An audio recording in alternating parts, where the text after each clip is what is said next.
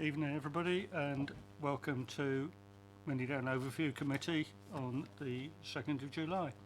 There are no fire alarms scheduled for this evening, therefore if a fire alarm sounds, please evacuate the building immediately. The fire exit is located at the rear of this room. Go downstairs and meet in the Memorial Car Park.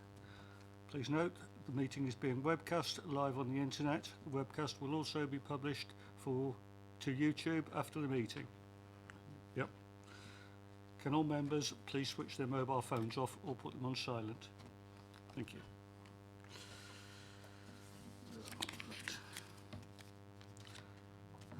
Apologies for absence or substitutions.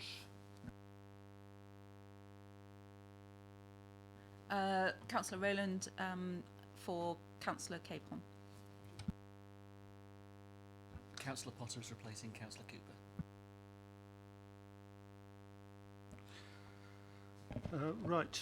First item on the agenda is the appointment of Vice Chair. Do we have any nominations? I'll nominate Councillor James if he's willing to. Thank you. And do we have a seconder? And seconded. Thank you. Councillor James is appointed. Is everybody happy with that? Sorry, need to put it to the vote? Yeah.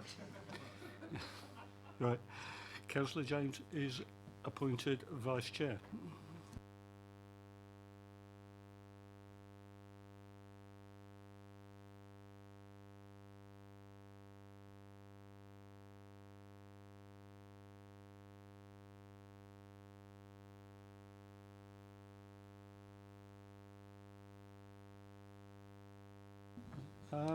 Right.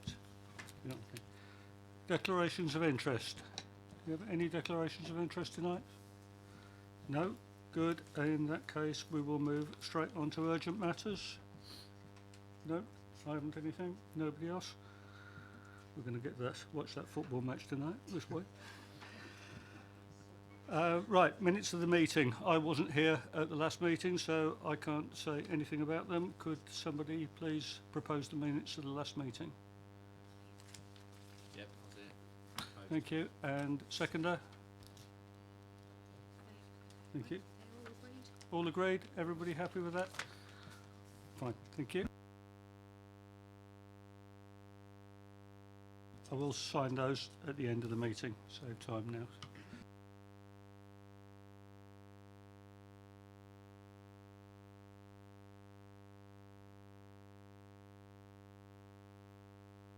Item 6, Manydown project update. Andrew. Just would like to. That's all right, Chairman. Principally because although there are some long-standing mock members here tonight, I'm conscious there are quite a few new members, so including a new chairman. So I'd like to sort of make some opening remarks about the project as a whole, because it is one of the most important projects, if not the most important project that this council is responsible for. As we know, the objective is to deliver the much needed new homes for our growing population. The population currently is around 176,000 people, and by 2040 it's projected to have grown to 240,000 people. Under our local plan, we're aiming to provide 850 new homes per annum. And therefore, Manydown North alone, with 3,500 new homes projected, is going to be responsible for over 4 years of our target to 2029. We have a housing waiting list, which currently stands at 4,410 people.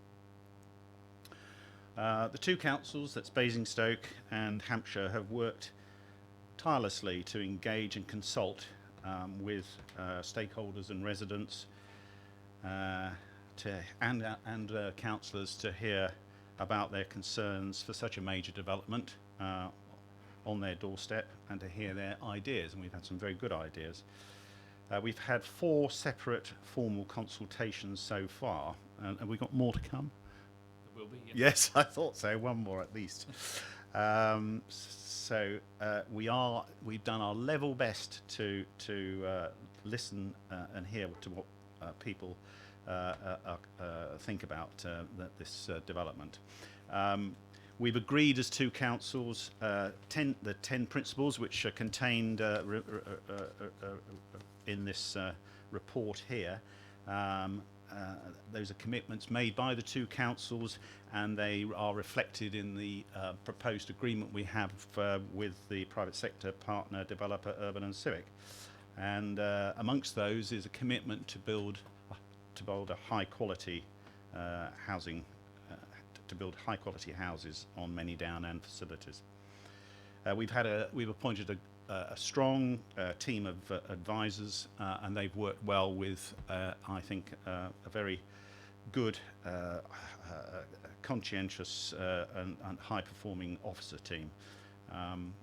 Our team feels passionate about delivering Manydown for the two councils, and most importantly for our residents, and doing it well. We do understand many concerns that have been voiced, particularly over traffic. And that's why in recent months we've spent a long time working with Hampshire Highways to get it right. We need to strike a balance between traffic movement and ensuring that the new residents of Manydown have a pleasant, walkable neighbourhood that's not dominated by the car. That also means that there should be public transport, cycling and walking, and that these are given equal priority. It's also important that there are good community facilities in place at the start. A country park, community halls, a primary school, play areas, shops, and health facilities. Facilities that neighbouring residents will be able to access and benefit from. We went through a rigorous procurement process to ensure that we got one of the UK's best master developers as our private sector partner. We're talking about a very long-term partnership with them, and it's vital that all the due diligence was done so that we got the right partner. We didn't do the usual thing of selling off the land to a volume house builder. We're in it for the long term, and we take our responsibilities as public custodians seriously. 40% affordable housing is a key part of our agreement. That's council policy, and that's featured in the proposed agreement with Urban and Civic. The government is behind us. It's backing us to ensure that infrastructure and accelerated building can be provided, and that support is currently to the tune of approaching £90 million if all the bids that we put in, which are looking good or have been actually already confirmed, are ultimately all confirmed. There concerns remain in certain quarters about current uncertainties in other areas nearby in relation to GP surgeries. We understand those concerns, but this cannot be a reason to stop delivering homes on Manydown. Funding for infrastructure, one of the key concerns, it is going to be in place, and I think that with the development of more housing, I'm confident that the CGT will see that there is the need to provide for new and modern GP provision in and around Manydown. This committee, just as final words, this committee has always given its strong backing to this project and the building of new homes at Manydown, and it's been a very positive relationship, and we've received many good ideas from committee members. I look forward to continuing that good relationship with the new committee. Thank you. Thank you, John. And over to Andrew. Thank you. Thank you, Chair. Good evening, members.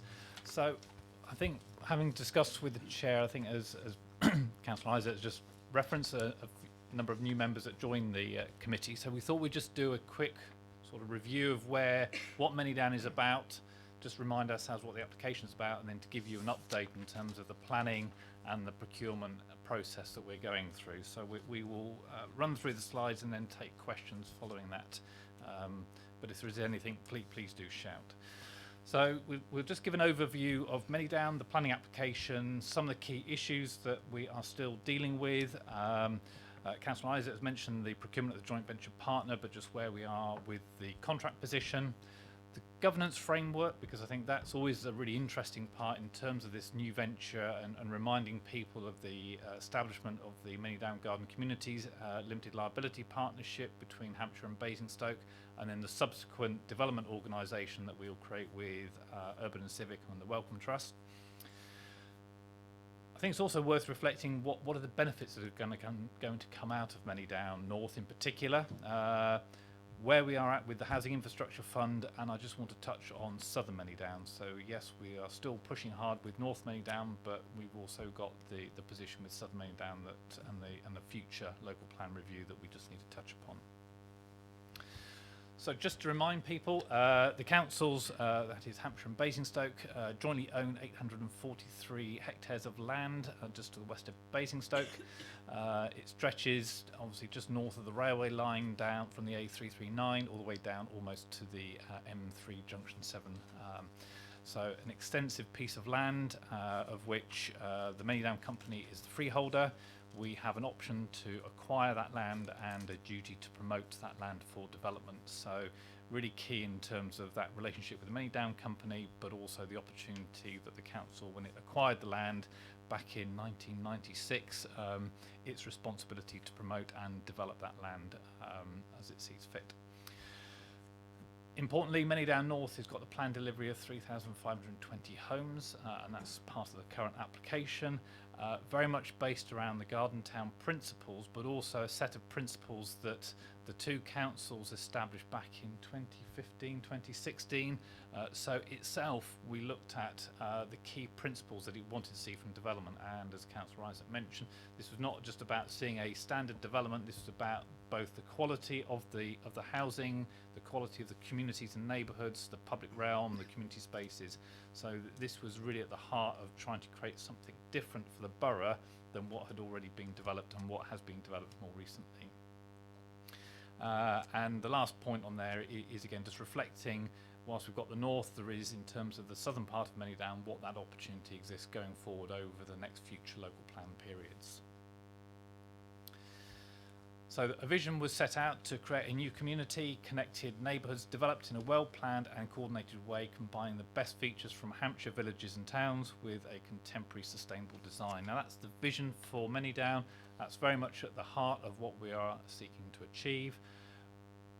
Procuring Urban and Civic as our prospective joint venture partner, again, they've taken that vision, that's very much built into their bid and will be reflected in the business plans as we go forward. So we hold that vision very tightly and it is very important to Manydown and making sure that we deliver on that. So all through all the agreements that we have, we set out what our principles and objectives are. So there is no doubt in Urban and Civic's mind what the two councils are seeking to achieve from this development. We're not seeking a standard developer product, we are seeking something quite different. This slide is not the best slide in terms of visual, sorry. Again, just sets out the principles here, and the cornerstones from Urban and Civic's perspective has been around the provision of placemaking early delivery. We talk about infrastructure and getting the infrastructure in early. We look at schools and education, and they've been very passionate on their other developments to ensure that we get, or they've got education in early. Certainly primary schools goes in very early in all of their developments as a cornerstone for new development, as much as the community facilities, and making sure the highway connections are key to getting those right early on for making sure the connectivity into the development is strong. And those are key features that come through the Urban and Civic business plan, which is later on the agenda. So So just to, again, remind people on the application, because I think this is important in relation to what we are seeking to achieve. So firstly, it is just an outline application at this stage. So it is a red line around the land at Manydown North. But importantly, it is seeking up to 3,520 homes, of which 40% will be affordable homes in accordance with the council's policy. There is a 100-hectare country park. So again, a significant contribution to providing open space facilities in a country park environment, and the health and well-being that the country park can generate for not just the Manydown community but neighbouring communities is huge. So this is quite unique. There are very few settlements such of this scale that come forward with an opportunity of having a country park. Provision of schools on site, both primary and secondary schools. Provision of walking and cycling routes, the opportunity of creating further open spaces. So again, a significant arrangement of open spaces as the development comes forward. So the application in itself is quite detailed, but we remain at outline stage, following and subject to getting consent for that application. Then there will be further rounds of stages that the application will go through before we get to reserve matters. And again, that's important. This application is not going from where it is as outlined straight to reserve matters. There are several steps before that we will work with the councillors, the local planning authority, to achieve a satisfactory outcome in terms of the phasing of that development. So key current planning issues at the moment, we've got highways and transport, and I'll come back to that, ecology, conservation, and the Section 106 and how we're developing the Section 106. So in terms of highways, clearly Manydown has a very big impact on the network around the town and on the western part of the borough. And I think it's fair to say we have spent a long time looking at the issues. And for those of you around the table, you have seen the exchange that we've had through the statutory process from Hampshire Highways. And I think it's been probably a year's worth of work that we've taken as a project team to really get under the skin and make sure, from my perspective, that we have a robust transport strategy for Manydown. And that's meant that we've undertaken a series of additional work that's required in order to bring a robustness and an ability for Hampshire to be reassured with what our proposed mitigation will need to be for Manydown. So this network describes the impact. So it's from the 339 all the way around the ring road to the east, and then going down as far south as the A30. And clearly those networks are really important, and we've looked at both the strategic networks around the town centre, and importantly what the rural routes look for, because the Highway Authority has been keen to understand what they believe would be what people refer to as rat running through the rural hinterland. And again, how do we ensure that we can minimise that? And we all know where sat-navs will take us, and we can't stop some of that happening. But ultimately, it's important that we make the main network accessible, and that the flows are in accordance with what the model sets out it to be, so that it can accommodate the Manydown growth, as well as additional growth that Basingstoke will need to accommodate. This slide just gives an illustration of the key junctions in and around Manydown that we have an impact on. So there's Kempshot Lane, the Roman Way Junction, Old Kempshot Lane, Five Ways, West Ham, Trumpet Junction, Victory Roundabout, and then we have the A339 corridor, along with Thornycroft and Brighton Hill, which are Hampshire County Council works that are ongoing at the moment. So that's quite a significant impact, and we've been reviewing each of those junctions and understanding what it is that we need to do to those junctions in order to accommodate the Manydown growth, not the background growth that happens in Basingstoke, and what our contribution will be. So there's been a series of technical studies and works undertaken by our consultant team. We've worked with now Urban and Civic. They are alongside us in terms of this planning process, so that they bring a delivery focus to it and not just a theoretical process that we've been going through. And I think what's been really helpful is their insight and their sort of guidance around how we move forward with Hampshire Highways. So we are just bringing the final stages of that work together, with now a series of workshops with Hampshire Highways to settle the outstanding highway points and to agree the Section 106 with them. So we've come a long way, but there is, as you can see from the slide, this is not an easy two-junction scheme where you look at a number of schemes. They've got 1 or 2 junction points and they impact on 1 or 2 other junctions. This has a significant impact across the borough, and hence why it's important our time has been spent resolving this. Second point was around ecology. So we're very clear, and we've had colleagues like Paul Beavis that have attended this session and been very clear about the importance of ecology. The councils in their project work has taken ecology really seriously about what the impact has been on Manydown.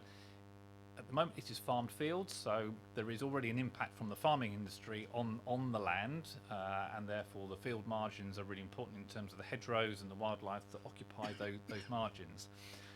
And therefore any development that will take place will disrupt some of those field margins. So how do we replace both the flora, fauna and the animals in terms of ensuring that they are maintained in and around the area as we develop and for the future? So part of that work has already been agreed as part of the outline application.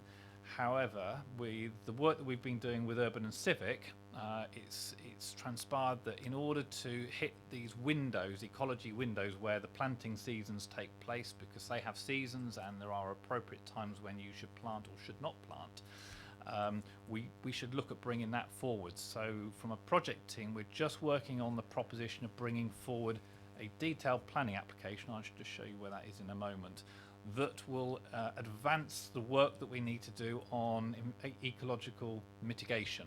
And this is primarily to deal with the green link up on Green Lane that runs up north to south on the site, and the importance of that particular corridor. And in order to break through that corridor, to put the link road through, we will need to do some further mitigation to ensure that we can break through that corridor in a reasonable period of time. Therefore, bringing forward this application now alongside the outline application will give us the opportunity to accelerate that and to ensure that we can get the planting growing sooner to help with establishing that new corridor sooner rather than later. And just to give you an illustration, so on the left-hand side is an aerial picture. So the red orange dots just on the far left-hand side, which is the western boundary, is where we are proposing to take some additional land that is already within the leasehold interest, and the plan on the right just shows the green buffer that will be through the field and then go from the B3400 going north, and then will attach it south to the lane going up to Wootton St Lawrence, and then feed back into the Manydown site. And the proposition, the blue pond there will be a proposed SUDS, so that will be part of dealing with some of the drainage, and again the opportunity to create more of a wetland feature there, so to encourage more wildlife and habitat into that particular location. So this is some of the thinking that we've been doing, advanced thinking we've been doing with Urban and Civic to bring alongside the application, so that we ensure that we can deliver in a timely way, rather than being frustrated by the fact that we have to obviously replant in certain locations. So this piece of work is being engaged with the local planning authority, with Natural England and our own conservation officers to try and manage the detail and how we take this forward in a timely way.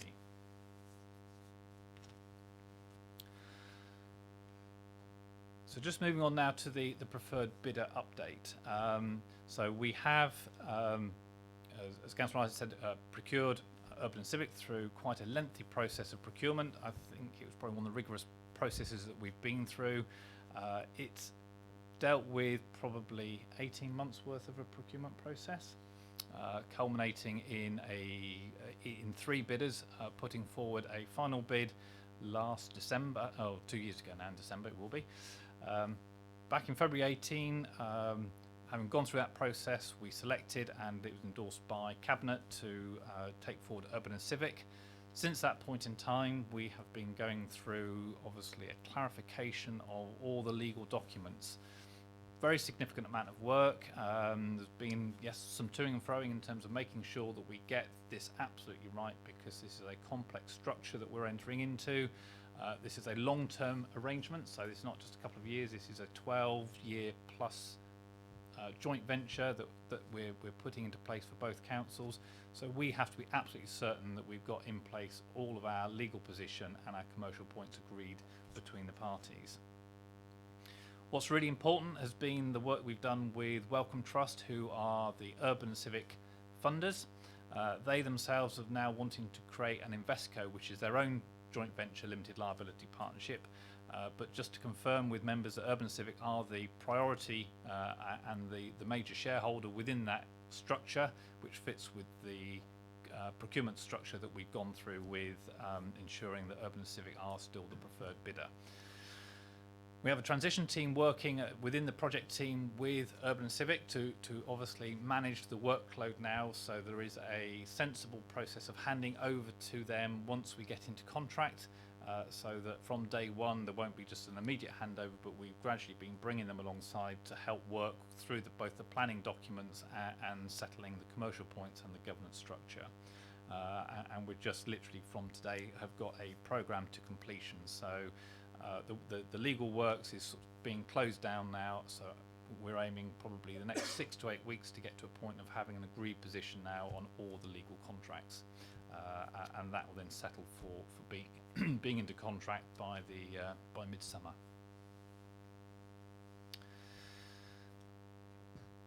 Again, some of you have been party to this previously, and we did an update on the DevCo interim business plan.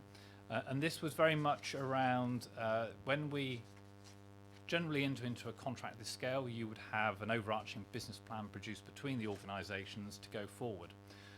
Because of the complexity of our arrangements through the option agreement with the Manydown company, we don't yet have a fixed land value, and we won't have that until we've exercised the option and gone through a process to acquire that. So in order to fix a final business plan, we would need to know that figure, and because we don't have it, there was little point in trying to come up and fabricate a position, and also it was commercially sensitive to fix the overarching business plan. So we agreed between the parties to produce an interim business plan, which really is a work programme over the next 12 months in order for the councils and Urban and Civic to work together on delivering a number of outputs. And that document is contained on pink papers and is there really as a reference point as we previously previously positioned it within MOC at the last meeting with Urban and Civic.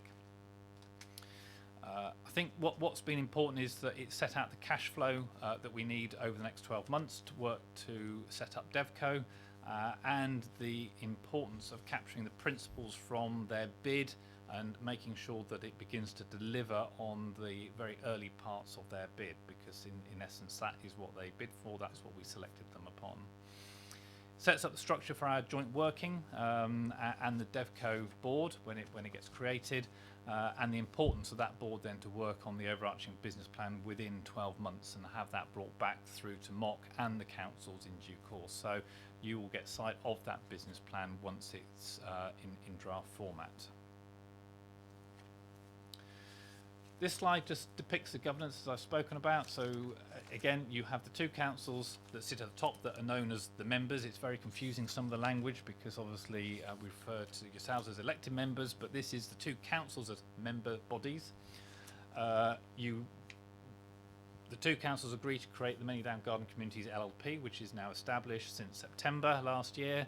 Has been up and running and is now fully operational. We then have sat alongside that the proposed Investco, which is the joint venture vehicle between Urban and Civic and Wellcome Trust. And then between those two vehicles, we create the development organisation called DevCo at the moment. And DevCo will be responsible for delivering the development and will employ the development manager, being Urban and Civic, to do all the development on site and coordinate the development on site. There is obviously through our contractual arrangements the Manydown Garden Community would contract directly with third-party builders as directed by DevCo, so we will not be going out to the market, but it'll be DevCo who will do the work, and will then request and recommend to the MGC to enter into a contract with or a license with the third-party developer. So that gives sort of a structure to the governance around the MGC and and how DevCo will operate. And I think what's also really important is just what will this development actually deliver for Basingstoke, and this is just some of the high level, and these are big numbers. So in terms of what it generates as an opportunity, so it's bringing in 15.4 million pounds worth of construction on a GVA. You've got an opportunity of creating council tax receipts of 4.1 million. New homes bonus, as it still stands, is around 16.5 million pounds. So there are some really big numbers in there, and that's the benefits that it brings back in. That money can be reinvested back into the borough. This is not just about what it is for Manydown, and how those people that occupy Manydown will bring those benefits back, that spending power back into the borough. So it's really important that how we position this and the opportunity that it creates is also seen in what that realises. And that investment obviously clearly needs to continue to be put back into the borough for infrastructure. Just moving on to a quick funding update. So again, colleagues will have been aware of the funding that we bid for. So the council has bid for accelerated construction fund money from government, along with HIF, Housing Infrastructure Fund, Marginal Fund, and a forward fund with Hampshire County Council. So the Marginal Fund and the Accelerated Construction Fund are confirmed monies. So that's about £15 million worth of funding. We're in the process of a dialogue with Homes England to close out the contract with them so that we can secure that money and take it forward. The forward funding is a bid that was put in jointly with Hampshire.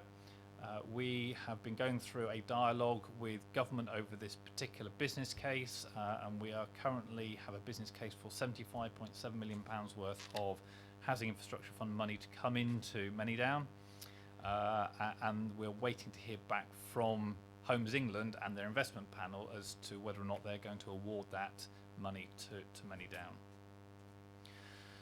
We hope to hear sometime in September, but as I say, we are still waiting to know when the investment panel will meet to consider that particular request.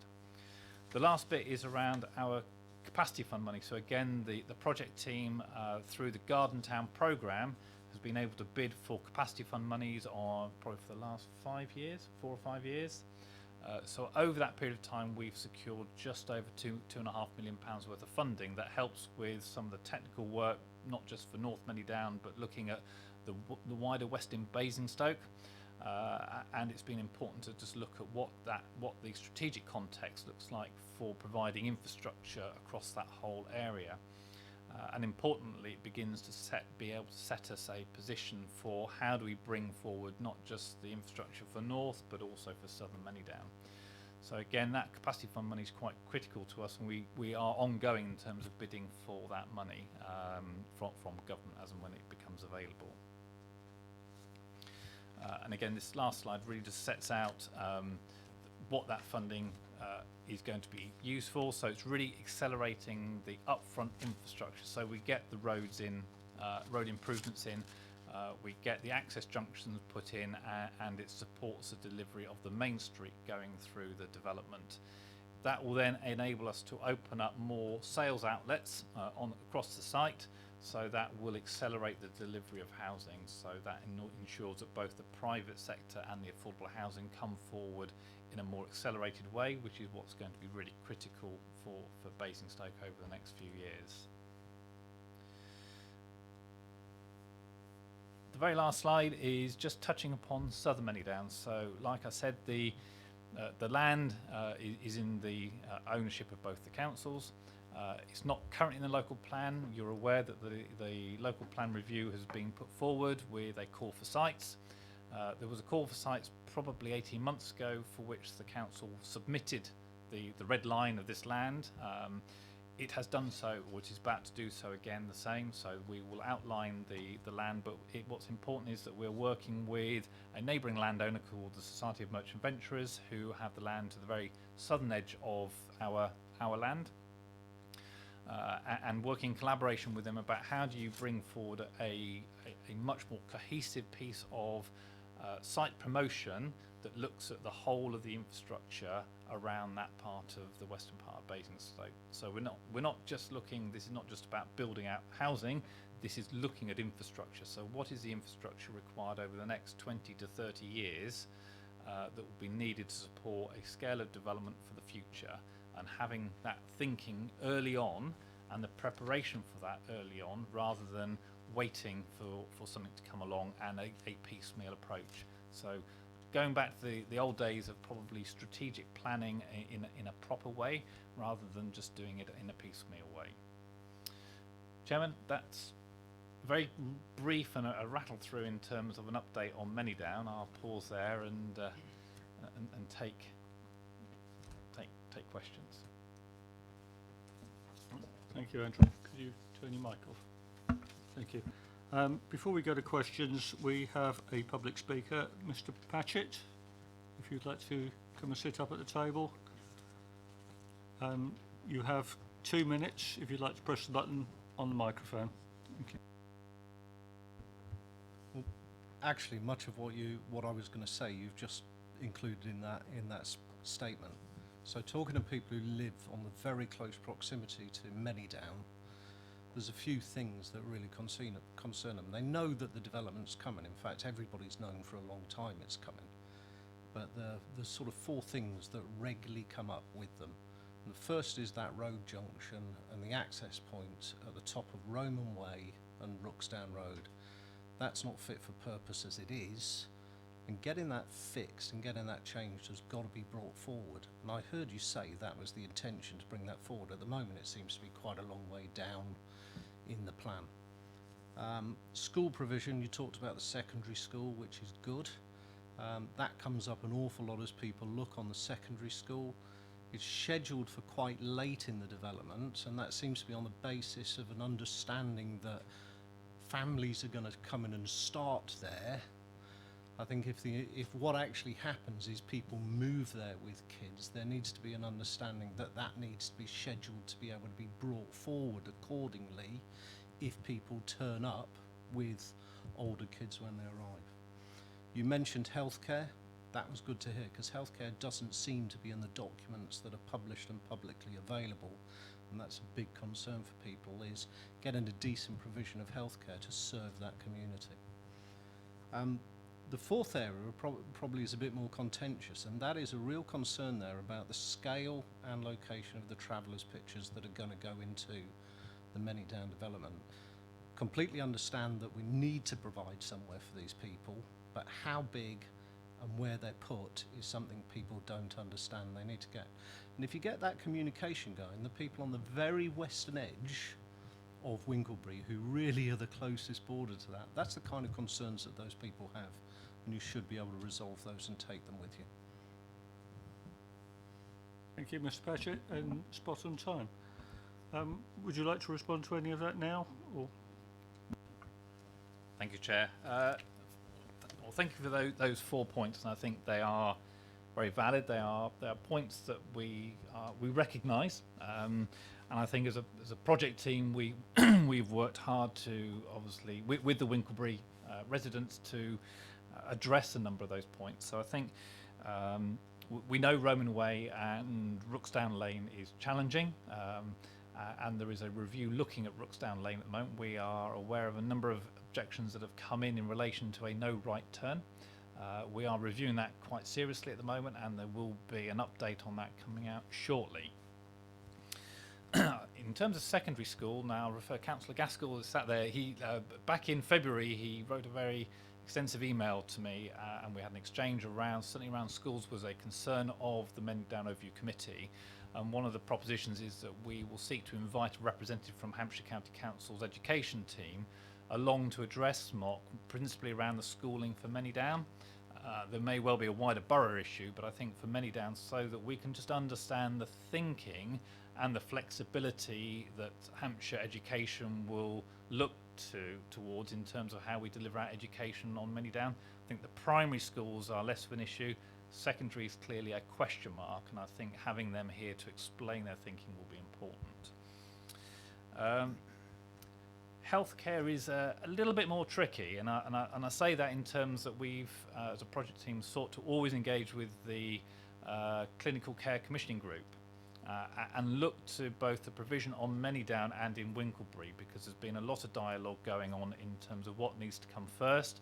How do we respond to residents in Winklebury and some of the provision issues within Winklebury, and not provide a nice, bright, shiny new GP practice down in Manydown that suddenly has a big effect on Winklebury. So there's been a lot of dialogue to try and understand with the CCG what's their thinking of provision. And I have to say, whilst we've got in principle that they would look to some provision in the future, we haven't agreed an absolute location. Our priority is to how we would facilitate development on Winklebury in the first instance, and ensure that that is part of the future of the regeneration of Winklebury. Can I just add on that? In relation to Winklebury and Fort Hill, there we are working with the prospective bidder for the site, and in their proposals they're making provision for health facilities. As you would appreciate, though, in the same way that secondary education is not within our control as a borough council, or particularly as a landowner, which is what we are, who we are today in front of this committee.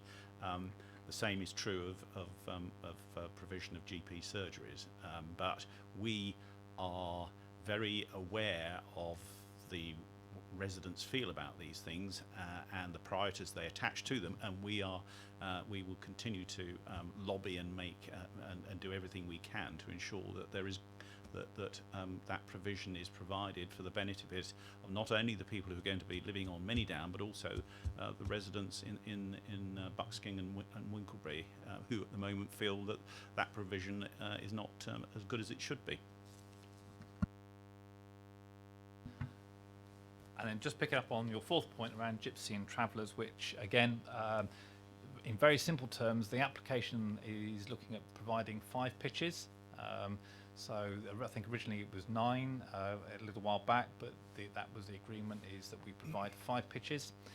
They are permanent pitches, so they're not on for people that are just travelling. So they are people that we would work with that will create a community in the agreed location.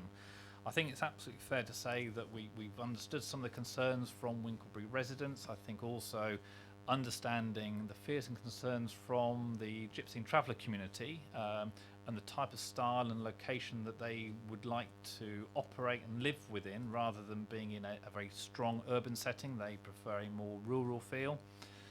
We've done some work in terms of looking where would be appropriate locations, but we've not fixed any location yet because of the work we need to do with urban and civic. And I think what will be important is that once we have some options, we will come out and talk to the communities about those options, and have some experts with us in terms of how they engage with gypsy and travellers, and crucially how we manage or how that future site is managed in a way that obviously ensures that it integrates with the local community. So there are fears, and I'm very alive to that, having previously managed gypsy and traveller sites and worked with them in the past, so I do know the issues that arise. And I think we've already done some work in setting out what our principles would be, which I think helps in some of the engagement that we've undertaken. But you're right, we cannot lose sight of it, and it will become an emotive topic if it's ever hidden, and we don't address those concerns, but equally understanding both parties or all communities' interests in this particular issue. I think what we need to do at the next stage is to identify where the traveller pitch is proposed to go, and that is a next stage that 5 pitches would go. in one location. Thank you, John. Thank you, Andrew. Thank you, Mr. Patchett. No doubt we'll see you again before very long. Thank you. Members, any other questions on the presentation? Thank you, Chair. As a new member of the committee, it's probably my privilege to ask the stupid questions or the questions that may have been discussed before. So if this is old news, then please forgive me. I've read through the paperwork. I'm delighted to see that there's lots of references to green space, integrated transport. There's a few nice references to environmental sustainability, although I do notice that environmental sustainability is number 10 on the list of the 10 Manydown principles. But some of the terms that I'd like to see in future, and please do tell me the extent to which these have been considered already, are things like climate impact, carbon footprinting, embodied energy. Given the climate crisis that we face at the moment, I think this is a very important thing. It might be the question that because this is an outline application, we haven't got down into the nitty-gritty of that yet. But certainly when the full application comes to for review, I'm thinking particularly of houses like Dr. Sue Hall's house in Oxford, which is a net contributor to the national grid rather than a net draw from the national grid. And I'm wondering to what extent we can include those sorts of principles and those sorts of thoughts. Thank you. Thank you. Yes, and a really important question. You're right in terms that we haven't got into the detail yet, but there is certainly quite a lot of thinking around what we call the Manydown standard, and that will embody a number of principles around the sort of climate impact and the sort of design and the fabric used in and materials used in construction of new homes, and what the performance of those new homes. Equally, the issue around charging of electric vehicles and the points of those electric vehicles. So there's a series of work that we are beginning to do. We've got some technical advisor that's working with us at the moment just to help shape some of our thinking that will help inform that Manydown standard. And the intention is to have a workshop, and we'll with MOC on that Manydown standard to help sort of begin that sort of evolution of our thinking. Now our challenge will always be is that we have to recognise that there is a commercial return that needs to be gained out of Manydown, and I think so. The balance will be what we can achieve in terms of progressing towards the climate impact on Manydown versus that commercial return. But ultimately, that doesn't stop us going and looking for funding and investment from other sources that can help support that. So I think there is an ongoing dialogue with Urban Civic around this particular interest. They are aware of the council's real keen interest now in terms of how we progress this. Hampshire have equally recognised this as a key issue. So from both corporate perspectives, we are obviously pushing Urban and Civic into a very clear position that they will need to respond to that as we progress the development of Manydown, and there will be an expectation to recognise it. How far we'll get will be obviously the work that we will do, but it is absolutely recognised. So we will take that away, and it will be brought back in at future meetings. I would just add to that it would be my expectation that Urban and Civic will be fully on side with this, and that's my understanding of where they are as an organisation. They're fully recognise the major issues that we face as a human race, and the problems of climate change. And my expectation again would be that many of the homes that are going to be designed and built will incorporate good insulation and recycling, because actually that makes them more saleable and better homes for residents to live in. So I think I'm hopeful that we'll have a sort of virtuous circle on this, and certainly we as partners will be expecting to signal at an early point what some of those standards are, so that it's clear in the public domain how we propose to build good quality, sustainable homes. Councillor Harvey. Thank you, Chair. Just picking up the point about the relationship between Winkleberry and Manydown and the context, I know my colleagues Councillor Cooper and Councillor Freeman have been very vocal on in regards to the GP provision and what the statements that you've just given. Could I just confirm then that you are genuinely considering cross-subsidy from Manydown onto what would be the Fort Hill, the regeneration elements that have been spoken about in regard to what might be future provision? Is that particularly under consideration? And you mentioned a bidder. Do I take it from that we are talking about a bidder for residential, for community? What is it that we're discussing here in terms of where the GP element does or doesn't fit into that negotiation or conversation? Right. So I'm not talking about cross subsidy from Manydown. This is this would be a bid that would be one that would be self-financing. I think that what I was saying there was that there is support from the borough for these proposals. It would be inappropriate for me now at this point, Councillor Harvey, to disclose any more detail about that bid because that's an ongoing process. So I hope you'll understand that I'm not in a position to give any more clarity on it. If I could push you a little bit, just to say, is it a bid that we have received in regard to the borough, or is it a bid to the county council in regard to its land ownership? Who is the bid being lodged with in that context? You are, as I would expect, you're pushing me on something that is still at an early stage, and therefore I don't think, in the interests of the residents of Winkleberry and so forth, it would be wise for me to say any more than I already have. Then if I may just finish on that point, whoever it is and wherever it is, it would be remiss not to say that they should have a full and extensive consultation exercise in mind that engages the residents of Winkleberry as early as physically possible, because we do not want to see either a fait accompli or in any way something being shaped before those conversations takes place with the residents. Enough damage has been done in regard to these very sensitive issues and very important subjects, and it needs to be handled very, very well. And we would expect that from anybody bidding for anything in regard to the community. Yeah, I understand exactly what you're saying. Councillor James. Thank you. One, building on Councillor Mahaffey, I think it is.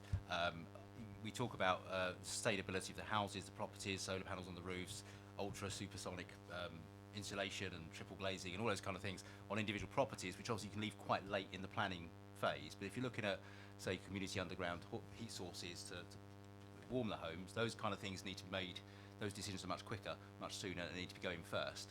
And I think I'm a little bit worried that we kind of leave these things hanging and we get to a point where we don't have an opportunity. So that was on that issue. I want to make sure that as a committee we are seeing that, and when it's not too late to say, well, hang on, have you thought about this and has it gone in? And it's just, I don't want things to go too fast and say, oh, it's a good idea, but it's too late. So I just throw that out there really as a comment rather than a question.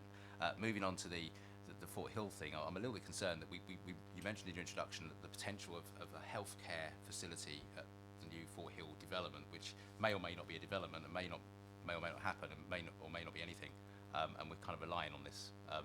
And I think one of the things I've recognised from CCG, and you look at the recent mergers and the sort of health centres they've created, they're very much into the world of super centres now, sort of medical centres rather than small sort of hub surgeries. And I'm a bit concerned we have a facility created in Fort Hill, potentially, possibly, nobody really knows, that then is not fit for purpose because actually it's too small.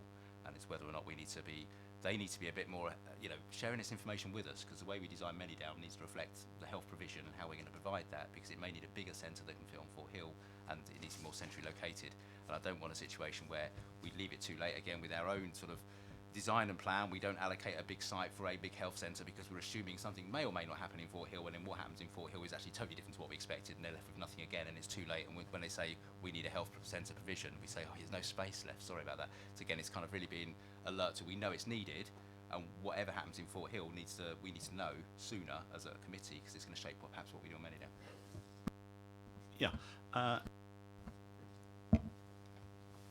You're absolutely right, and the point is the point is that we need to have decision making made by the CCG, and we can make provision on Manydown. We can, and there may be provision that others will do elsewhere at places like Fort Hill. But ultimately, it's a decision that CCG has to take, and as you say, their decision may be that they would prefer to have a larger sort of hub, GP hub, than a smaller one. But all we can do is offer land and make provision for such facilities and work with them. Okay. Any more questions? No? In that case, item 7 on the agenda, delivery vehicle report, which I think is yours, John. Thank you, Chairman. Andrew's actually covered a lot of what's in the report, so I'm just going to emphasise that the priority is to get to a point where all the outstanding issues with Urban and Civic and Wellcome Trust have been resolved, and that officers are happy to recommend all the final documentation. There's a suggestion here that will be in July with a gateway review. I hope it will be in July, but the important thing is to make sure it's done properly and that the due diligence is done. This report does include 2 pink papers, so if anyone wants to raise any questions in relation to those business plans, then obviously we'd need to go into private session on those.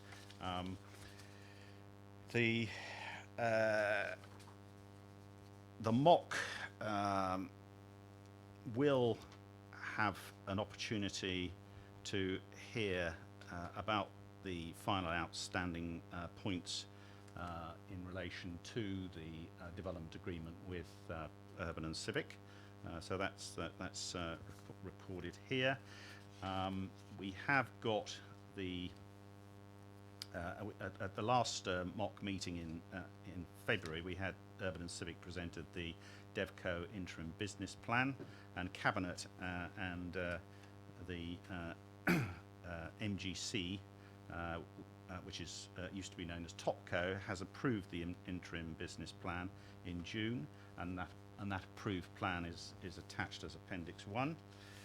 As Andrew said, the new TopCo, which is called the Manydown Garden Communities LLP, was established in September as a separate corporate body, and that's now functioning. That's the one which has representation from the 2 councils on it, politicians and officers. The Manydown Garden Communities LLP is required to produce an annual business plan, and the first draft business plan through to 2019/20 is presented here, and that draws on the interim financial forecasts and returns that were provided in the original, in the final bid from Urban and Civic, but you'll appreciate those figures will need to be reviewed and updated following the production, the further work that that DevCo will be doing in making its overarching business plan. So, as I say, the draft MGC business plan is attached as Appendix 2, and again, if there are any comments that this committee's got tonight, then we'd be pleased to hear them. One thing I'd also like to highlight is about the financial returns, and there's still work to be done on that.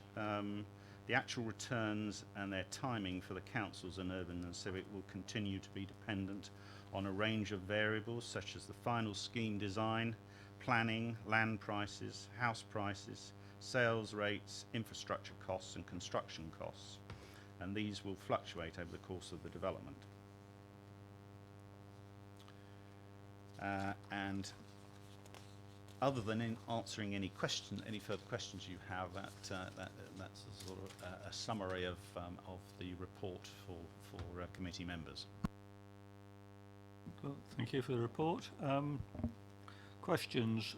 Please remember, if they refer to the pink papers, we do need to go into private session first. So, any questions? Councillor Harvey. Just one question. I don't know whether it is on pink or not because it relates to the governance issues. So,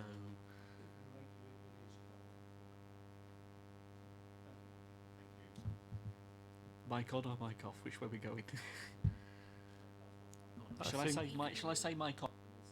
Well, I think we need to go into private session because it's.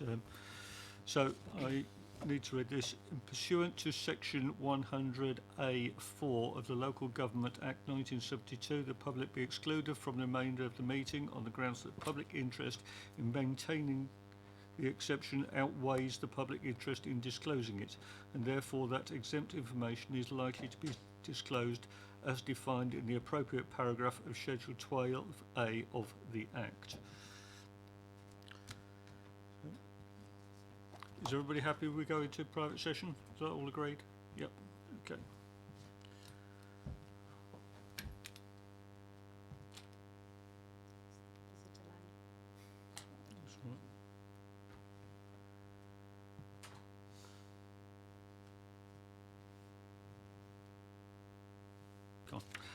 Right, just to sum up, I've really only got a couple of notes, and it's that we need an early decision regarding things like ground source heat pumps for communal areas, and that we need to know where we're going with healthcare provision and any possible links in with Winklebury, and continued consultation between this committee and yourselves. I don't think there's anything else. So I think committee, if everybody's happy, we note the progress made to establish the delivery vehicle on the Manydown Garden Communities, Phase 1. Can I just add one other thing? Please do. An invitation to Hampshire Education Authority to come here. Right, yep. I think that was mentioned, wasn't it? Yes.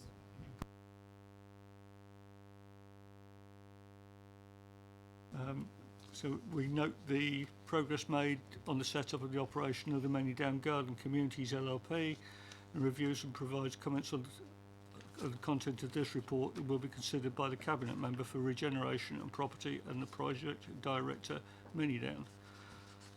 Right, which brings us on to item 8, the work programme.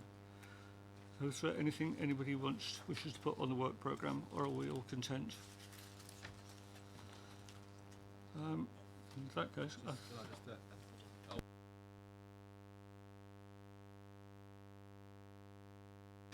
Chair, just a very brief one. So, on the current work programme, we've not delivered on the first item, which was the stakeholder engagement.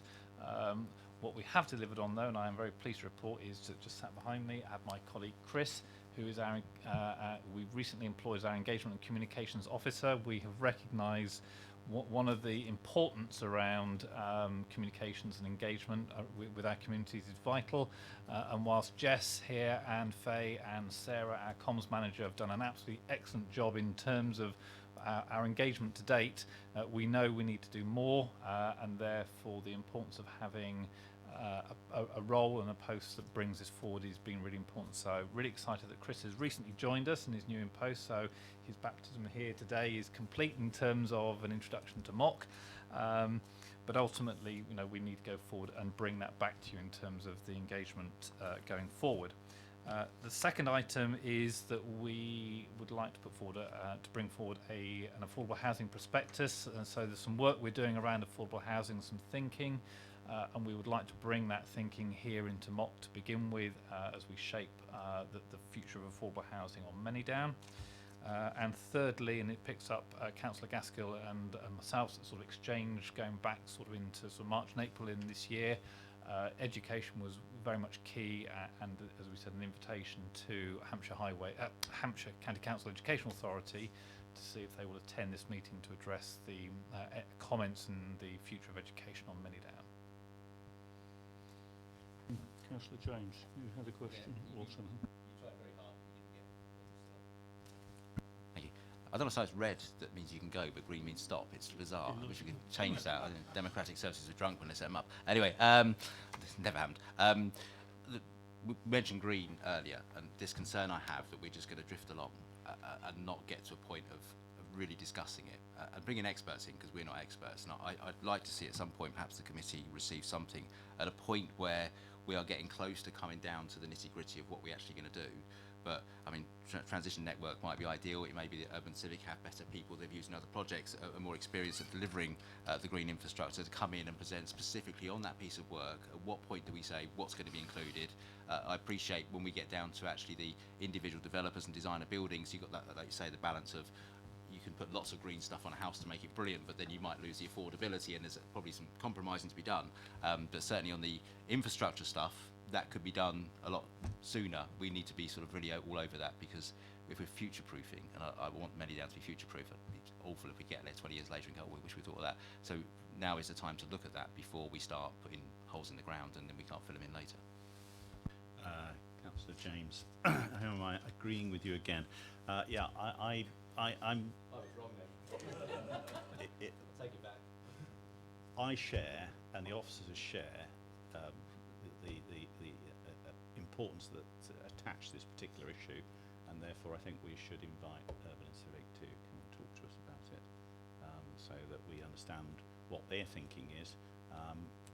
Not forgetting this is a joint project between the two councils and Urban and Civic. So. I think one of the things is when you get Urban and Civic come up with their ideas, and I appreciate that there are 4 players in this, but if you get to a point where there are options, but they're not part of the actual development, it needs a separate investment to come in.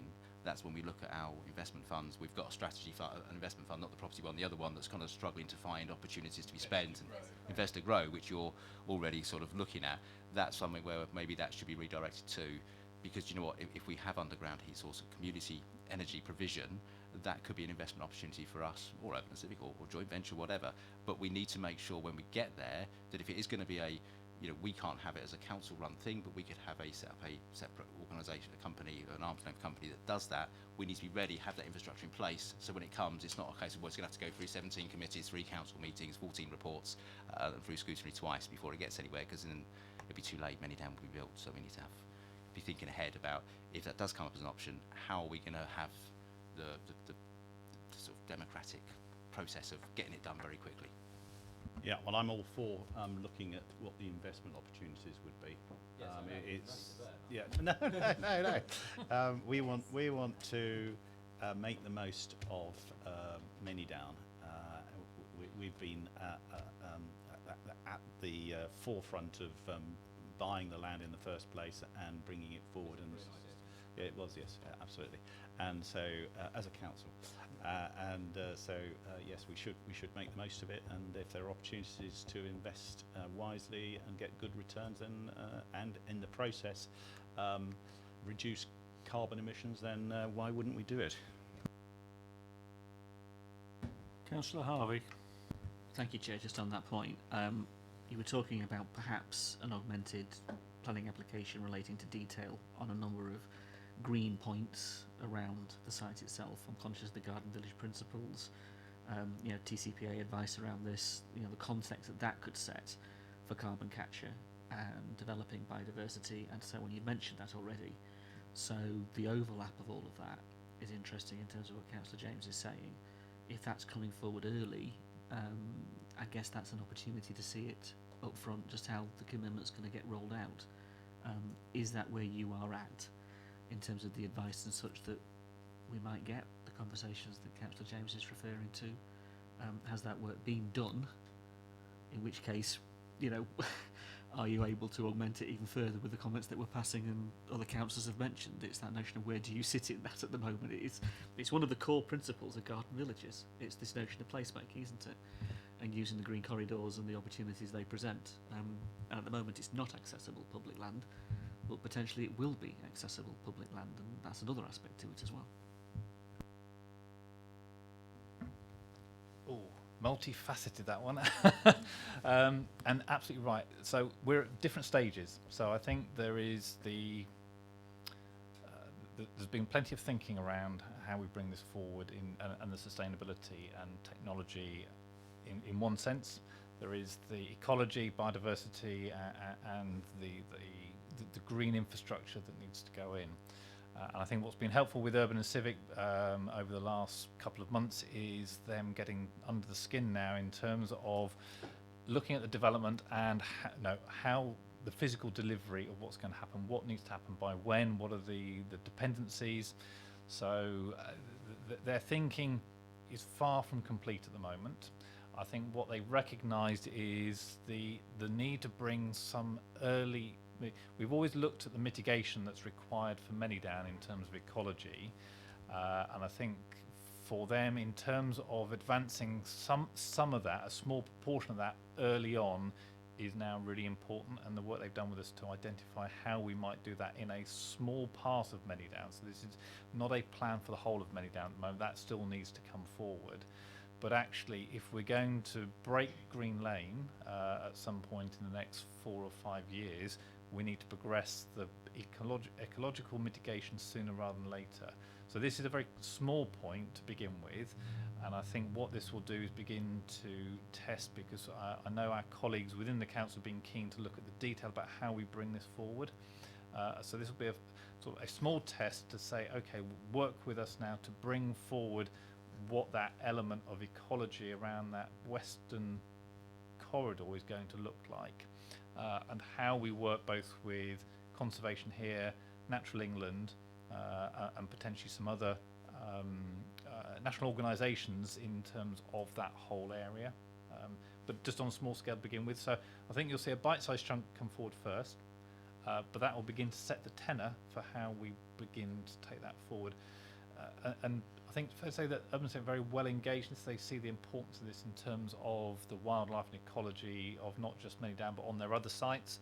So I think that it's an important investment for them, and they see this as it's for the borough, not just about the development.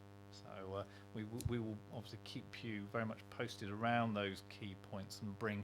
If we need to do something outside of MOC to at least alert you to what is going on, because obviously the pace of some of this, then we will do so. Okay. Thank you. Well, I think that's everything. So thank you very much, officers. Thank you, members. Meeting is closed. Good luck, England.